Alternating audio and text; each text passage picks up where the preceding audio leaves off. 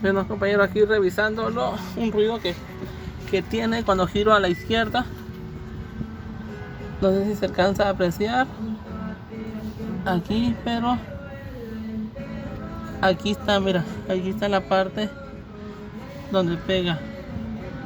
Giro yo y aquí está pegando, mira, aquí, por eso es que se escucha como que si molieran huesos o algo.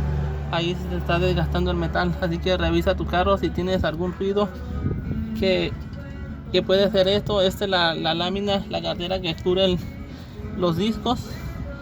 Ahí está el causante. Giro a la izquierda y suscríbete al canal o dale like.